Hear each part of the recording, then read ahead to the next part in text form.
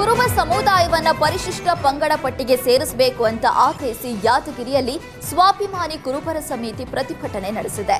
ನಗರದ ಸುಭಾಷ್ ವೃತ್ತದಿಂದ ಜಿಲ್ಲಾಧಿಕಾರಿ ಕಚೇರಿವರೆಗೂ ನೂರಾರು ಕುರಿಗಳೊಂದಿಗೆ ಪ್ರತಿಭಟನಾ ಮೆರವಣಿಗೆ ನಡೆಸಿ ಕೇಂದ್ರದ ವಿರುದ್ಧ ಆಕ್ರೋಶ ಹೊರಹಾಕಿದ್ರು. ಮೆರವಣಿಗೆಯುದ್ದಕ್ಕೂ ಕುರುಬರೇ ಗೊಂಡರೆ ಕುರುಬರು ನ್ಯಾಯ ಬೇಕು ಅಂತ ಘೋಷಣೆ ಕೂಗಿದ್ರು.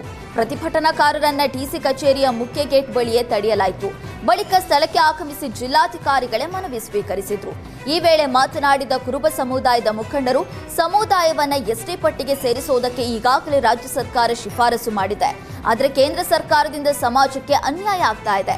ಕುರುಬರನ್ನ ಎಸ್ಟಿ ಮೀಸಲಾತಿ ಪಟ್ಟಿಗೆ ಸೇರಿಸದೆ ಹೋದ್ರೆ ಮುಂದಿನ ದಿನಗಳಲ್ಲಿ ಉಗ್ರ ಹೋರಾಟ ನಡೆಸಬೇಕಾಗುತ್ತೆ ಅಂತ ಎಚ್ಚರಿಕೆ ನೀಡಿದ್ರು. ಹೃದಯಾಘಾತದಿಂದ ವಾಲ್ಮೀಕಿ ಗುರುಪೀಠದ ಪೀಠಾಧಿಪತಿಗಳಾದ ಪ್ರಸನ್ನಾನಂದಪುರಿ ಮಹಾಸ್ವಾಮಿಗಳು ಆಸ್ಪತ್ರೆಗೆ ದಾಖಲಾಗಿದ್ದಾರೆ. ಹೀಗಾಗಿ ಶ್ರೀಗಳ ಆರೋಗ್ಯ ಚೇತರಿಸಿಕೊಳ್ಳಲಿ, ಆದಷ್ಟು ಬೇಗ ಗುಣಮುಖರಾಗಲಿ ಅಂತ ಯಾದಗಿರಿಯ ಶಹಾಪುರ ತಾಲೂಕಿನ ಭೀಮನಾಯಕನಗುಡಿಯ ಭಕ್ತರು ದೇವರ ಮೊರೆ ಹೋಗಿದ್ದಾರೆ. ಗ್ರಾಮದ ಬಲಭೀಮೇಶ್ವರ ದೇವಸ್ಥಾನದಲ್ಲಿ ಶ್ರೀಗಳ ಭಾವಚಿತ್ರವಿಟ್ಟು ಭಕ್ತರು ವಿಶೇಷ ಪೂಜೆ ಸಲ್ಲಿಸಿದ್ದಾರೆ.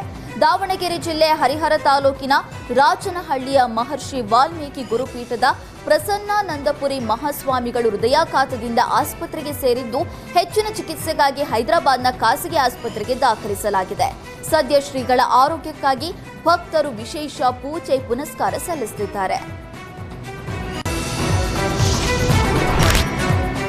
ರೈತರಿಗೆ ಭೂ ಪರಿಹಾರ ನೀಡದ ಹಿನ್ನೆಲೆ ಕೋರ್ಟ್ ಆದೇಶದ ಅನ್ವಯ ಹುಬ್ಬಳ್ಳಿ ನಗರದಲ್ಲಿರುವ ರೈಲ್ವೆ ಇಲಾಖೆಯ ಡೆಪ್ಯೂಟಿ ಚೀಫ್ ಇಂಜಿನಿಯರ್ ಕಚೇರಿಯನ್ನು ಜಪ್ತಿ ಮಾಡಲಾಗಿದೆ.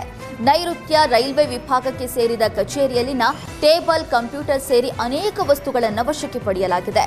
2017ರಲ್ಲಿ ಕೊಪ್ಪಳ ಜಿಲ್ಲೆಯ ಗಂಗಾವತಿಯ ರೈಲ್ವೆ ನಿಲ್ದಾಣಕ್ಕೆ ಅಂತ 16 ಮಂದಿ ರೈತರಿಂದ 12.5 ಎಕರೆ ಭೂಮಿಯನ್ನ ನೈಋತ್ಯ ರೈಲ್ವೆ ಸ್ವಾಧೀನಪಡಿಸಿಕೊಂಡಿತ್ತು.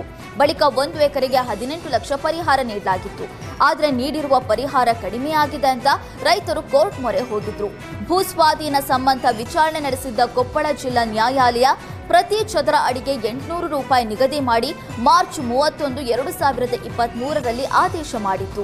ಕೊಪ್ಪಳ ಕೋರ್ಟ್ ಆದೇಶದ ವಿರುದ್ಧ ಧಾರವಾಡ ಹೈಕೋರ್ಟ್ ಪೀಠಕ್ಕೆ ನೈಋತ್ಯ ರೈಲ್ವೆ ಇಲಾಖೆ ಮೇಲ್ಮನವಿ ಸಲ್ಲಿಸಿದ್ದು ಶೇಕಡ 50ರಷ್ಟು ಹಣ ಪಾವತಿ ಮಾಡುವಂತೆ ನ್ಯಾಯಾಲಯ ಮಧ್ಯಂತರ ಆದೇಶ ನೀಡಿತ್ತು.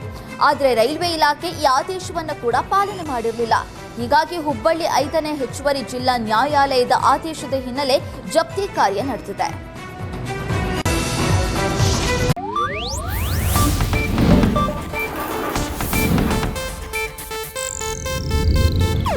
ಇದು ಏಷ್ಯಾನೆಟ್ ನ್ಯೂಸ್ ನೆಟ್ವರ್ಕ್ ಪ್ರಸ್ತುತಿ.